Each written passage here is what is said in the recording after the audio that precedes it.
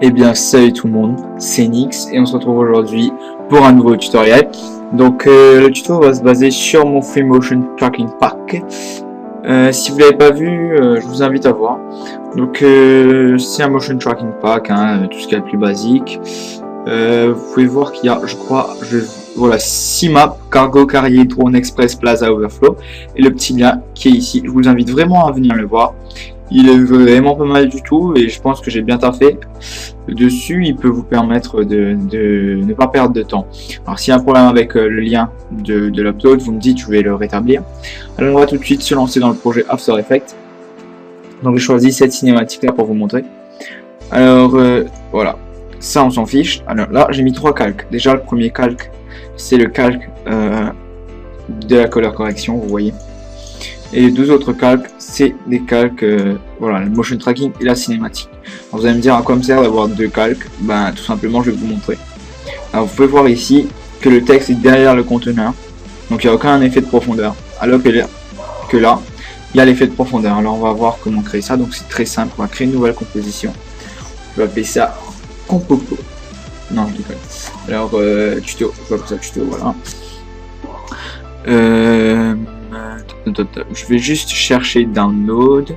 Voilà. Maintenant, vous devez toujours avoir finalement la cinématique sans le motion track.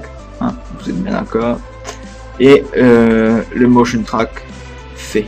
Voilà.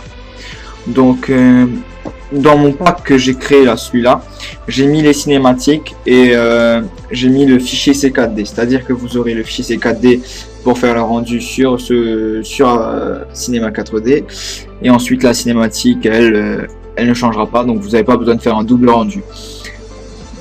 Alors qu'est-ce qui se passe là? Donc on va tout de suite te dire, écoutez, alors je vais juste glisser ça en haut. Ici il y a un gros problème, vous pouvez voir que le texte n'est pas bien placé. Alors vous allez prendre la cinématique, la mettre au dessus et enlever l'œil. Maintenant vous allez sélectionner l'outil plume et vous allez choisir le conteneur. Enfin, vous allez sélectionner juste uniquement le conteneur. Hop, hop, hop. Et vous faites un grand carré. Voilà. Maintenant, vous affichez l'image et vous pouvez voir qu'on voit plus le texte. Mais le problème, c'est que en animant, vous voyez qu'on voit pas du tout le texte. Donc maintenant, il nous reste à faire à ce que le masque suive le conteneur. Pour faire ceci, vous prenez l'outil sélection, vous allez sur votre cinématique et vous appuyez sur AM. Là les masques vont se dérouler et vous faites dérouler complètement. Donc vous faites une image clé, vous mettez le contour masque à 2, enfin vous faites une image clé partout, hein. Moi je fais tout le temps ça. Et finalement vous avancez une case, voilà, hop, on avance avec, comment on appelle ça? On avance finalement avec image par image, pardon, là le petit bug, image par image, et vous faites suivre à chaque fois le conteneur. Donc quand vous aurez fini de faire ça, ben finalement ce que ça va faire, je vais vous le montrer tout de suite. Donc ici vous pouvez voir que j'ai fait le contraire. Donc pourquoi j'ai fait le contraire? C'est très simple. Vous pouvez faire cette technique là et garder comme ça, ou cliquer, sélectionner que finalement l'extérieur et faire inverser, ce sera la même chose. Donc voilà, je vais vous montrer ce que ça donne. Alors, vous pouvez voir que ici, j'ai sélectionné l'extérieur. Vous êtes d'accord avec moi? Je continue. Finalement, vous voyez que le masque suit à peu près le conteneur. Et finalement, il se développe tout à la fin.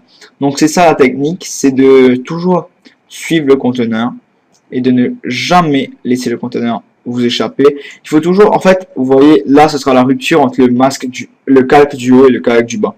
Donc je sais que c'était un tuto très simple, donc je posterai sûrement d'autres tutos, je suis en forme pour faire des tutos là les gars. Donc merci à tous d'avoir regardé ce tutoriel. Il y aura bien sûr une version anglaise que je posterai sûrement bientôt en non répertorié, et je mettrai ça comme link sur la vidéo. Donc je vous laisse sur ce. Si vous voulez des cinématiques ou quoi, vous avez qu'à télécharger mon Motion Tracking Pack. C'est tout ce que je vais vous dire. Allez, tchuss les gens, et à plus.